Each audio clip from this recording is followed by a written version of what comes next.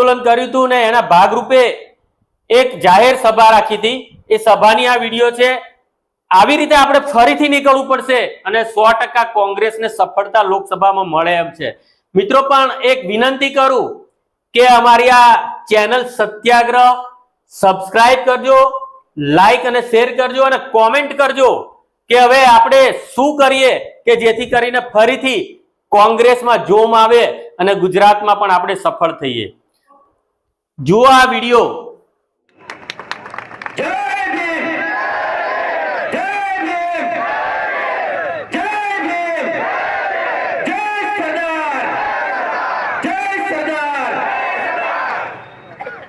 હજી ગાંધીનગર અવાજ પહોંચ્યો, દિલ્હી જય ભીમ, જય ભીમ, बराबर।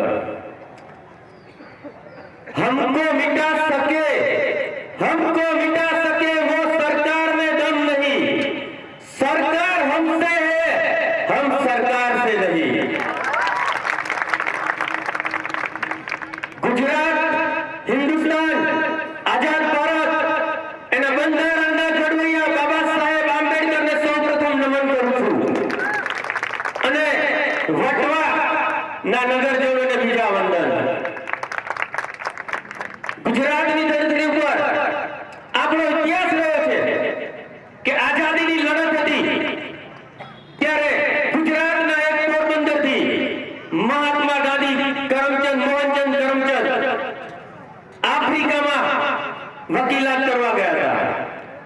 એ મહાત્મા ગાંધીને અંગ્રેજોએ જ્યારે રેલવેની ગાડીમાંથી ઉતાર્યા ત્યારે એ મહાત્મા ગાંધીએ મનોમન મક્કમ નિર્ધાર કર્યો કે આ ફુડિયાઓને હિન્દુસ્તાનની ધરતી ઉપરથી જેમ મને ગાડીમાંથી ખેંચીને કાઢ્યો છે એવી રીતે હું હિન્દુસ્તાનને આઝાદ કરીને જંપીશ। પોતાની ધગધગતી વકીલાત છોડીને હિન્દુસ્તાનને આઝાદ કરવા માટે જેવી રીતે મહાત્મા ગાંધી ભારતની ભૂમિ પર આવ્યા એવી રીતે આજે આ કુશાસનો કૌરવ કરતા પણ ખતરનાક શાસનકર્તાઓ એ શાસનકર્તાઓના કુશાસનમાંથી છોડાવવા માટે જિગ્નેશ મેવાણી, અતુલ પટેલ, હાર્દિક પટેલ, અલ્પેશ ઠાકોર એ બહાર આવી ગયા છે। આ કુશાસનમાંથી અમે આ નવલોહિયા યુવાનો રાજનીતિ કર્યા વગર આ લોકોને પાછા ઘર ભેગા કરીને જંપીશું। છેલ્લા ઘણા સમયથી આંદોલન ચાલી રહ્યા છે। પાટીદાર સમાજ હોય, દલિત સમાજ હોય, આંદોલનને તોડવા માટે કેવી કેવી કોશિશો થઈ। જે વડાપ્રધાન, જે મુખ્યમંત્રીને આપણે વડનગરથી ચા વેચતા વેચતા એક સાદા કીટલી વાળાને ગાંધીનગરની ગાદી ઉપર બેસાડ્યા। ગુજરાતની જનતાએ વિચાર્યું હતું ખૂબ જ સારા ભાષણો કરે છે નરેન્દ્રભાઈ તો ગુજરાતની પ્રગતિ કરશે, પરંતુ ગુજરાતની પ્રગતિ ના કરી। એમણે ગુજરાતની ઉપર 2 લાખ કરોડનું દેવું આપણને આપીને ટાટા, અંબાણી, અદાણી અને રિલાયન્સના વેપારીઓ 5 ઉદ્યોગપતિઓના સહકારથી ગુજરાતની ગાદીથી દિલ્હીની ગાદી હાંસિલ કરી લીધી।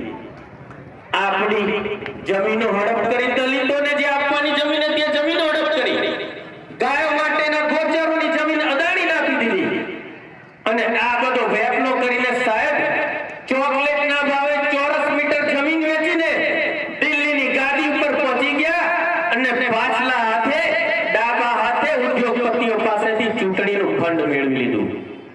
આપણે આ સાહેબને દિલ્હીની ગાદી પર એટલા માટે મોકલ્યા હતા કે ગુજરાતનો વિકાસ વધારે થાય, આપણે જાપાનની સમકક્ષ જઈએ, કોરિયાની સમકક્ષ જઈએ ને ચાઇનાને ઓવરટેક કરીએ। પરંતુ આ સાહેબે મેક ઇન ઇન્ડિયાની વાત કરી। મેક ઇન ઇન્ડિયાની વાત કરીને સરદાર વલ્લભભાઈ પટેલનું પૂતળું સ્ટેચ્યુ ઓફ યુનિટી, એ સ્ટેચ્યુ ઓફ યુનિટી બનાવવાનો ઓર્ડર ચાઇનાની કંપનીને આપ્યો। 2 ધારી તલવાર નરેન્દ્ર દામોદર દાસ મોદી ના વચનોની અંદર તમે કોઈ આવતા નહીં। 2013 વિધાનસભાની ચૂંટણીમાં, એની પહેલાની વિધાનસભાની ચૂંટણીમાં જ્યારે તેમની સ્પીચ સાંભળતો હતો ત્યારે નરેન્દ્રભાઈ મોદીએ વચન આપ્યું હતું કે મારા ગુજરાતના ગરીબ ભાઈઓ બહેનો, હું તમારા માટે 50 લાખ મકાન બનાવીશ। આમાંથી આંગળી ઊંચી કરો કેટલા લોકોને મકાન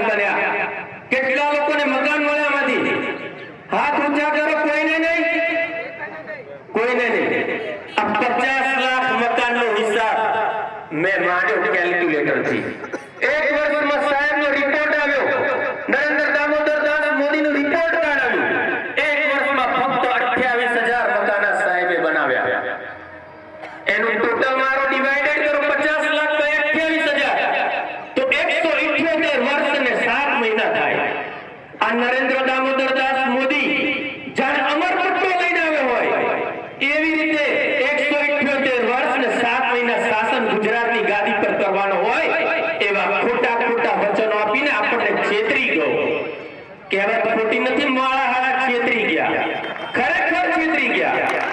બીજું મોટું વચન તમને બધાને, મને તમને બધાને આવ્યું.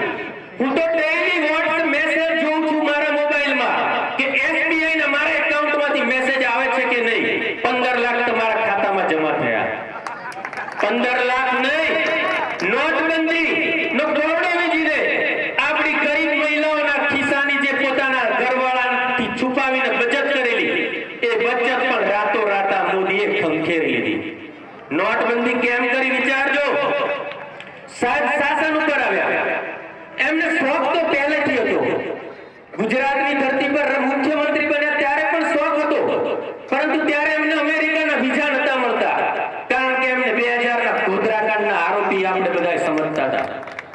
પરંતુ સાહેબ વડાપ્રધાન બન્યા પછી દેશ વિદેશની સફરમાં એમને એવો ચસ્કો લાગ્યો.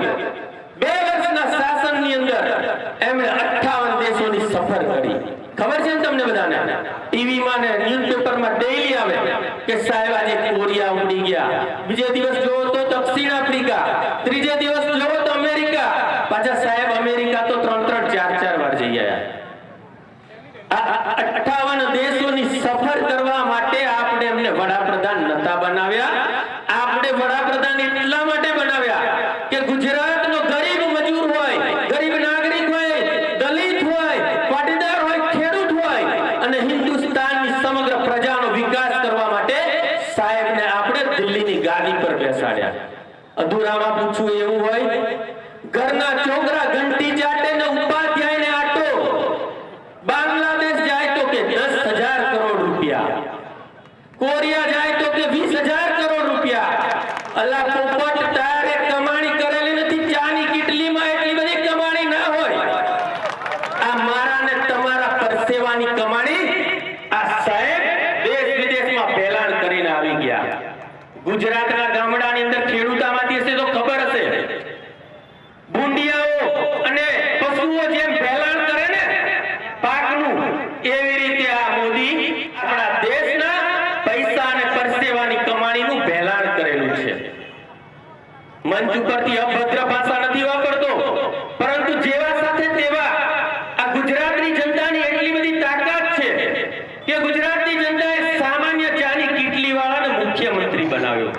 અધૂરામાં પૂરું એ પણ હોય તો આપણને એમ લાગ્યું સાહેબ વિકાસ કરશે, તો સાહેબને દિલ્હીની ગાડી પર 7 RCVR ઉપર આપણે બેસાડ્યા.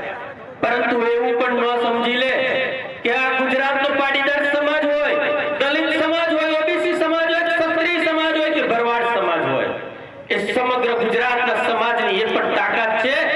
દિલ્હીથી 7 RCVR થી પાછા વડનગર ચા વેચવા પણ બોલાવી શકે છે.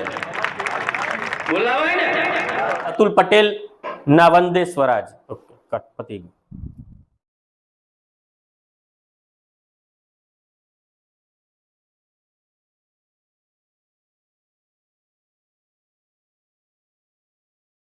આ વિડીયોનો બીજો ભાગ પણ હું થોડાક દિવસ પછી મૂકીશ, કારણ કે વિડીયો ખૂબ જ લાંબી થઈ જાય એમ છે. મિત્રો, ખરેખર જો આ મારી વાત તમને ગમી હોય ને તો મારી YouTube ચેનલ સબસ્ક્રાઇબ કરજો, સહકાર આપજો. લડવું છે અને આપણે સૌ ભેગા થઈને ભારતીય જનતા પાર્ટીને કાંટે કી ટક્કર આપીને આ વખતે હરાવીશું અને ભારતની અંદર ફરીથી કોંગ્રેસના ક્રાંતિકારી વિચારધારાને સ્થાપિત કરવામાં સફળ થઈશું. વંદે સ્વરાજ. અતુલ પટેલ. સરદાર